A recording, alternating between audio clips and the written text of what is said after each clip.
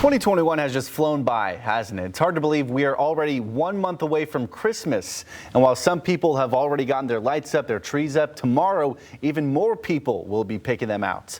Our Matt Whitkos went out to a local farm to learn what you need to do to make sure your tree stays as fresh as the day you bought it.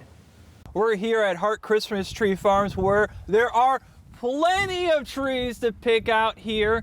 Now, what's so interesting about this is the family had to open up early this year because people already wanted their Christmas trees on the day of Thanksgiving. The hunt is on for that perfect tree.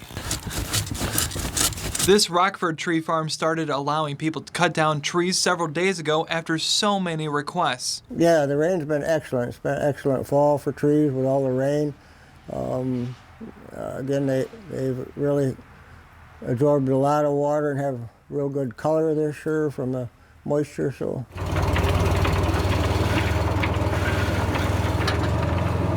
Once you find your big or small tree, the real work begins to keep it as fresh as the day you cut it down. You don't want it to become a Charlie Brown Christmas tree with all the needles falling when Santa comes. I think if you put it up that same day, I think you'll be fine. Okay. And then just use warm tap water, and that keeps the resin soft in the trunk. The first day inside the stand is important. Tom Hart tells me if you decide to put it up the next day, make a fresh cut. You don't want to let your water bowl on your tree run out of water, because the sap will harden up and they won't draw water very good after that point. That's a 6 to 7 foot tree.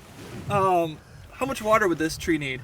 That may take Like a day. one day. Yeah. When you first put them up, they may take a gallon of water a day. Gallon of water a day. But make sure you keep them watered every day.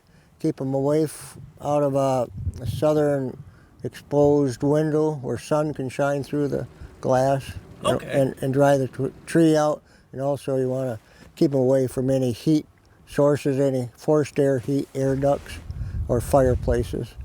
If you're going to be cutting down your own Christmas tree, typically the weekend after Thanksgiving is usually the busiest. I'm Matt Whitkos, and I'm out of breath in Rockford. Back to you.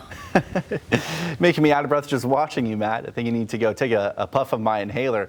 And you know what, like many things, Christmas trees are in shorter supply across the country right now. It's because of a few things, right? Experts say fewer trees were planted following the 2009 recession. Trees take 10 years to mature.